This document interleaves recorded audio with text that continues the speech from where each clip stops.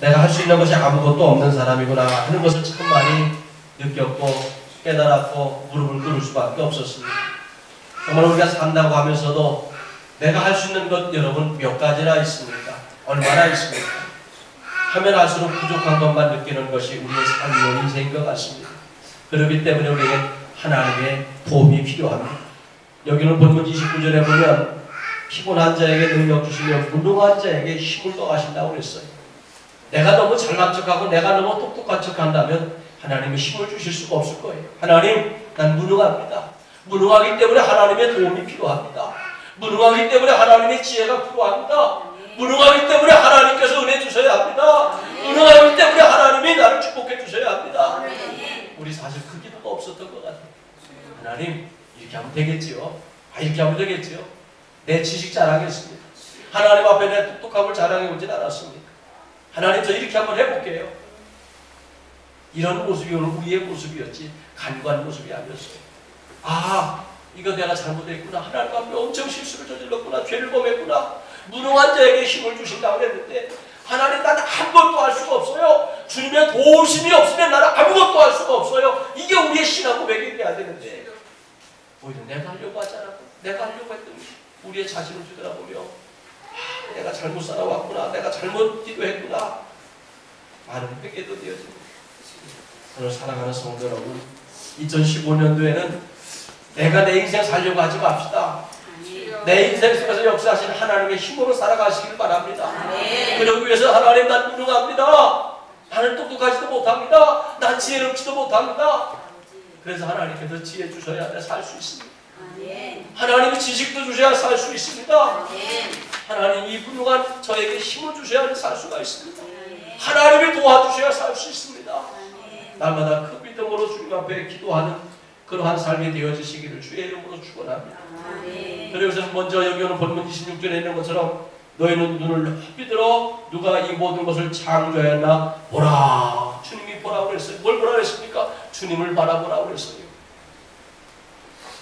2014년도를 뒤돌아보면 저는 주님을 바라보기보다는 내가 한번 어떻게 해결해 보려고 너무 바빴던 것 같아요. 이리 뛰고 저리 뛰고 교회 문제 해결해 보려고, 복지관 문제 해결해 보려고, 뭐 한 가지 결정하려고 할 때마다 그 결정에 대한 결과가 있기 때문에 참 여러 사람을 만나서 조언을 많이 구했습니다. 근데 요즘에 그냥 한두 시간밖에 잠을 못 잤어요. 어떤 때는 2시에, 어떤 때는 3시에 이 강단에 엎드려서 기도가 안 될 때는 이 그냥 교회를 빙글빙글 돌면서 참 여러 가지 생각을 해보았습니다. 모든 것이 나의 죄였구나, 내 잘못이었구나. 분명히 성경에는 영혼이 잘된같이 범사가 잘된다고 했는데 그 영혼이 잘되려면 내가 하나님을 바라봐야 되는데, 내가 더욱더 하나님을 의지해야 되는데, 입술로는 하나님을 의지한다고 하면서도 막상 행동은 사람들을 찾아다니며 조언이나 구하고, 사람들을 찾아다니며 방법이나 구하고, 사람들을 찾아다니며 지식이나 구하고 지혜만 구했던 것이 지난 1년의 모습이었구나. 여기서부터 내가 잘못했구나. 참 많이 자책도 하고 회개도 한번 해보았습니다. 여기 오늘 주님은 그렇게 말씀하고 계세요. 눈을 높이 들어 하나님을 바라보라고. 하나님 앞에 소망을 두라는 거예요. 그 눈을 높이 들어 하나님 바라보고 그분 앞에 기도하라는 거예요. 그분 앞에 간구하라는 거예요. 우리가 그분 앞에 소망을 두고 살아갈 때 우리 하나님께서 우리의 모든 삶을 도우시고 함께 하실 줄 믿습니다. 이 세상의 여러 가지 문제들을 내가 해결해 보려고 여기저기 다녀보고 많은 사람들을 만나다 보니까 지쳐서 쓰러질 때가 얼마나 많이 있었습니까? 여기로 30절에 보니까 소년이라도 피곤하며 곤비하며 장정이라도 넘어지며 쓰러지게 하는 그러한 말씀이 나옵니다. 그래서 곤비라고 하는 말은 야가라고 하는 말인데, 이 야가라고 하는 말은 실증내다, 짜증내다 이런 뜻이 되어지더라고요. 그러니까 일이 너무 많아서 탈진해서 막 짜증이 나는 그런 상태를 이야기하는 거예요. 우리 일을 해도 한이 없이 일이 될 때는 막 짜증이 나잖아요. 힘들어. 막 그냥 하든지 막 보기만 하면 짜증나요. 생각만 해도 짜증나요. 이게 곤비라고 하는 말이더라고요.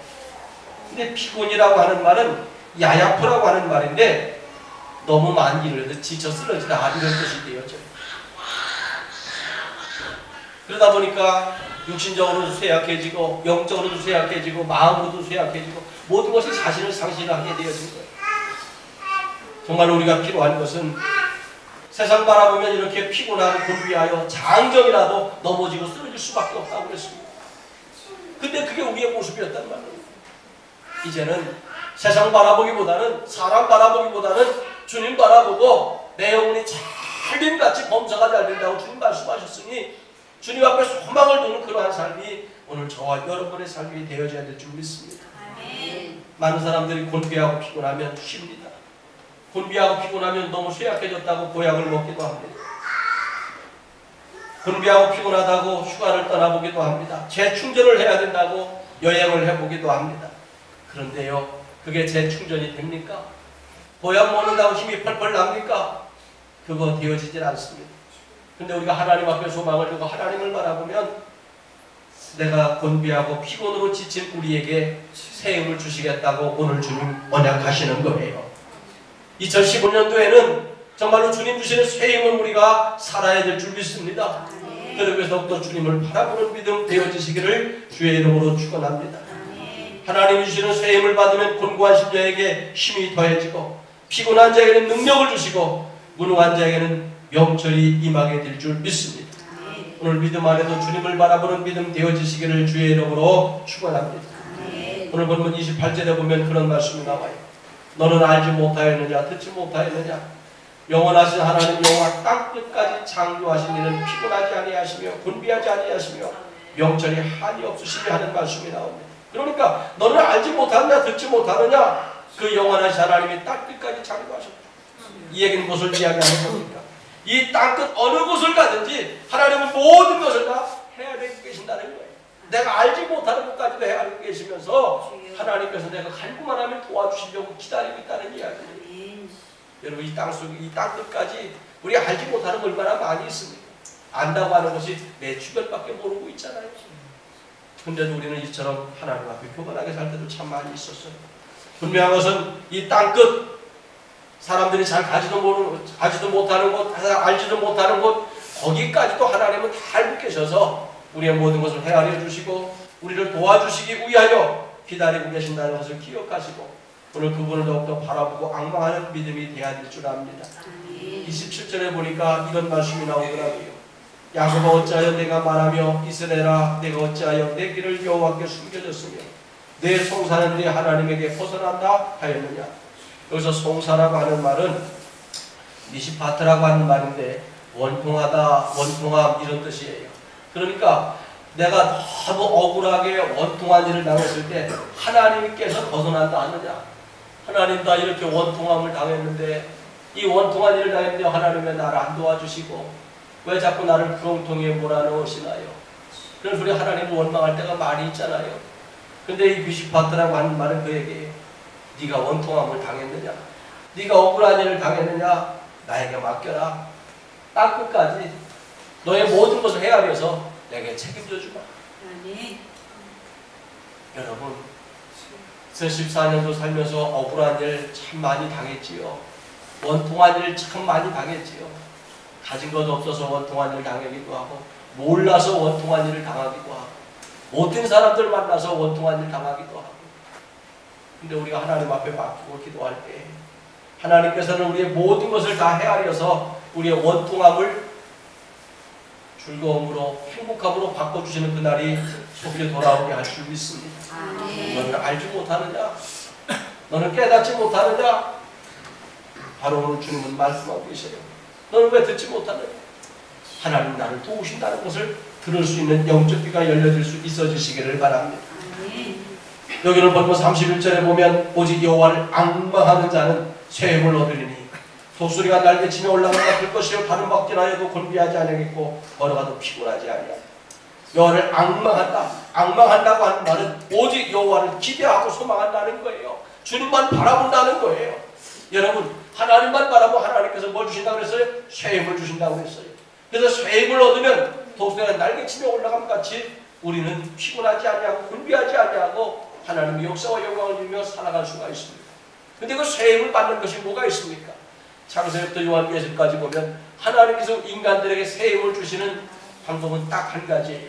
바로 예배라고 하는 의식을 통하여 영적인 새 힘을 주고 계신다는 것을 기억하시길 바랍니다. 그래서 하나님은 인간에게 새 힘을 주시고 새로운 지혜를 주시고 은혜를 주시고 지식을 주시고 지혜를 주시고 축복해 주시기 위하여 예배라는 의식을 만드신 겁니다. 그래서 여러분, 이 예배는요, 인간에게 새 힘을 주시는 창조의 원리입니다. 그래서 영적인 사람일수록 예배 드리는데 자기의 모든 인생을 겁니다. 그 예배를 통하여 응답을 받기 때문에 그렇습니다. 예배를 통하여 은혜를 받기 때문에 그렇습니다. 그래서 여러분, 예배는 그냥 내가 교회 와서 앉았다 가는 시간이 아니에요. 우리 인생에서 가장 귀중한 시간입니다.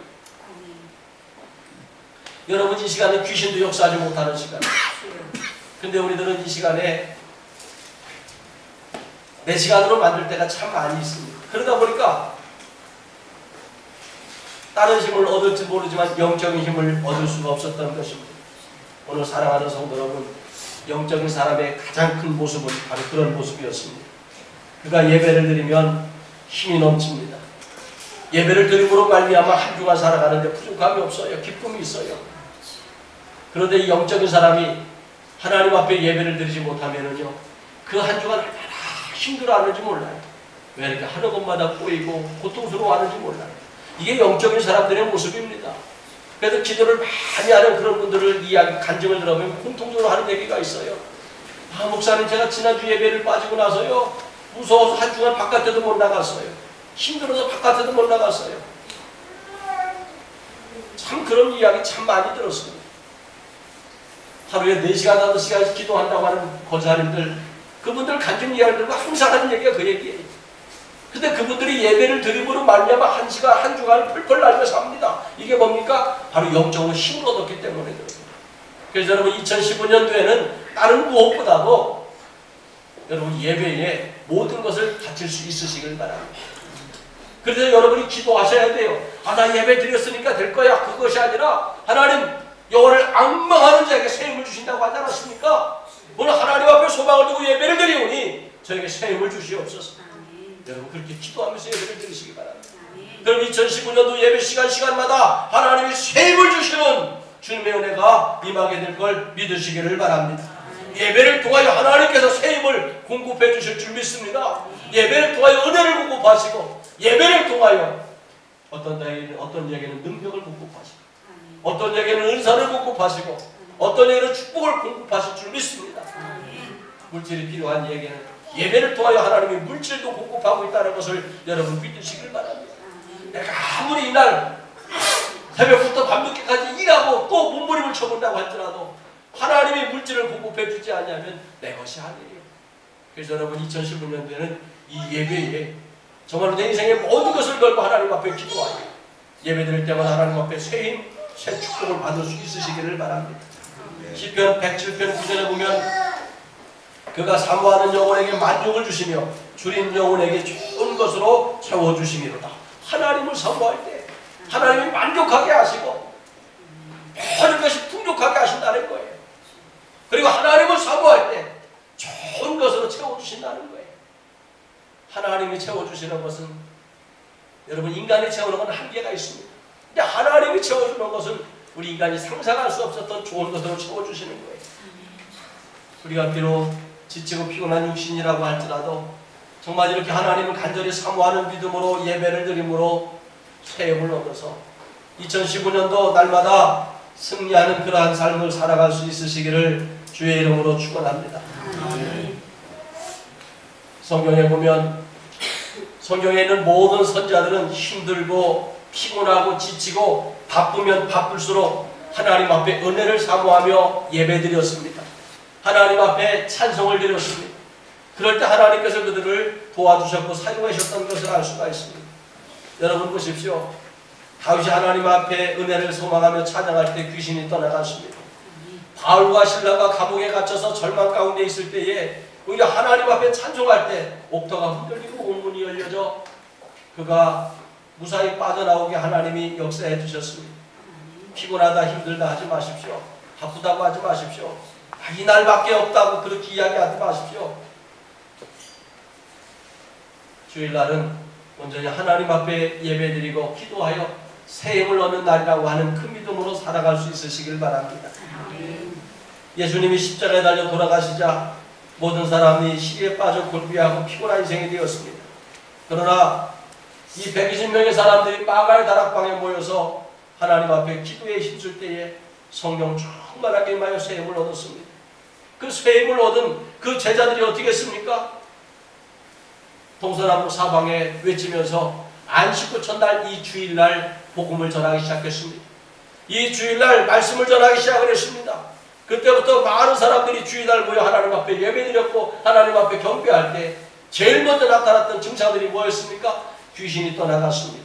사탄이가 떠나갔습니다. 마귀가 떠나갔습니다. 질병이 고침을 받았습니다.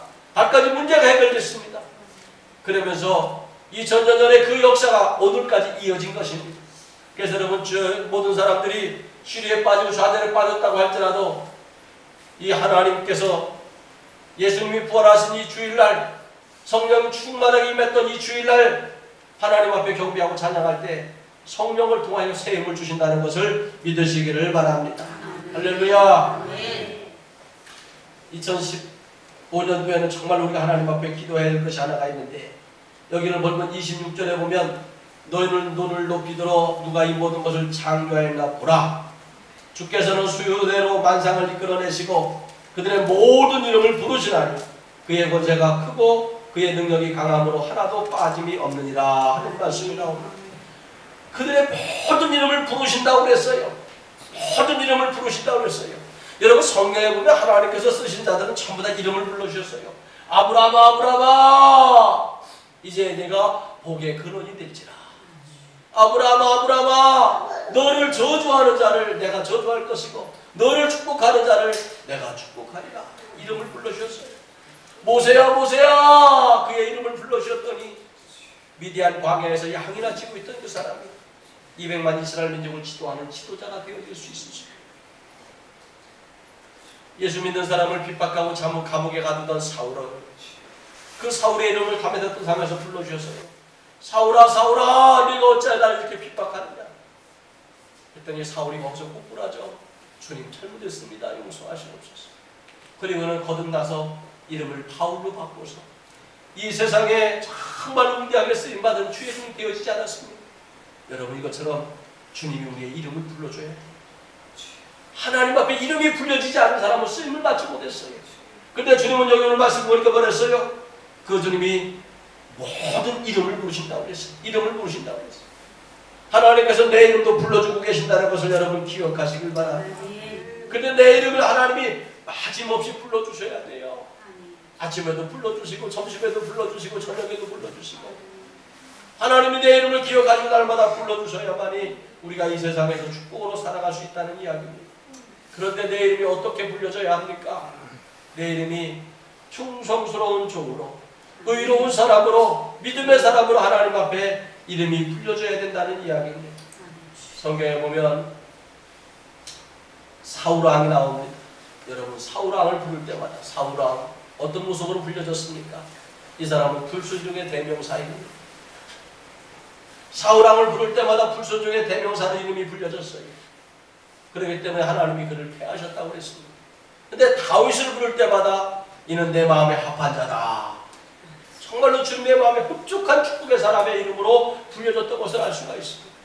그러니까 내가 하나님 말씀에 불순종하고 살아간다면 하나님은 나의 이름을 부를 때마다 불순종의 대명사의 이름으로 부를 거예요. 근데 다윗과 같은 큰 믿음으로 살아갈 때마다 정말 하나님 내 마음에 합한 자다. 축복의 사람으로 불려지게 되어질 줄 믿습니다. 아합이라고 하는 사람은 죄 많은 자의 이름으로 불려졌지만 엘리야는 기도하는 사람의 이름으로 불려졌습니다. 이세벨은 우색을 세워서 이스라엘 민족들을 구렁텅이로 몰아는 사람의 이름으로 불려졌지만 엘리야는 우상을 두드려 보시고 여호와의 이름을 세우는 사람으로 이름이 불려졌습니다. 여러분 이처럼 어떤 사람들은 불순종의 이름으로 불려지고 어떤 사람은 죄의 종의 이름으로 불려지는 사람도 있습니다. 그러나 어떤 사람들은 순종의 이름으로 불려지고 어떤 사람들은 의의 이름으로 불려지고 있다는 것을 여러분 기억하시길 바랍니다. 그렇다면 내가 이 세상에서 하나님 앞에 의의 이름으로 불려져야 되잖아요. 죄의 종의 이름으로 이름이 불려진다면 그것처럼 지옥스러운 것이 없습니다.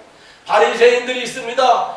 사두개인들이 있습니다. 서기관들이 있습니다. 율법학자들이 있습니다. 여러분, 이 사람들은 당대 최고로 믿음이 좋은 사람들이었습니다. 바리새인들, 사두개인들, 서기관들, 율법사들은 하루에 3번씩 어김없이 기도하는 사람들이, 우리나라 시간으로 하면 오전 9시, 12시, 오후 3시 어떤 일이 있어도 성전에 가서 기도하던 사람들이에요. 그리고 날마다 성경을 읽고 묵상하던 사람들이에요. 여러분, 믿음으로 보면 최고의 사람들이에요. 근데 예수님이 오셔서 사두개인들과 서기관들과 율법사들과 바리새인들의 이름을 부를 때는 불순종의 이름으로 불려졌어요. 회방자의 이름으로 불려졌어요. 잘못된 믿음을 가진 사람들의 이름으로 불려졌어요. 여러분, 우리가 믿음 생활한다고 하면서도 바리새인들처럼 서기관들처럼 율법박사들처럼 이렇게 잘못된 믿음의 사람으로 불려진다면 이것처럼 하나님 앞에 잘못된 것이 없습니다. 그런데 바울이라고 하는 사람은 얼마나 아름다운 사람의 이름으로 불려졌습니다. 여러분, 베드로라고 하는 사람의 이름은 사실 별 볼 일 없는 사람이었지만 이 베드로라고 하는 사람의 이름은 수천 명을 전도한 사람으로 이름이 불려졌지 않습니까? 많은 사람들이 그리스도의 복음을 전하는 정말 의의 종의 이름으로 이름이 불려졌던 거예요. 그런데 가룟유다라고 하는 사람, 배신자의 이름으로 불려졌지 않습니까? 예수 믿지 않는 사람들도요, 가룟유다 하면 모르는 사람이 하나도 없어요. 배신자의 아이콘이 되어졌기 때문에.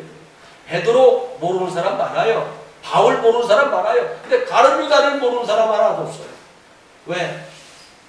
그의 이름은 배신자의 이름으로다가 낙인이 되어졌기 때문에.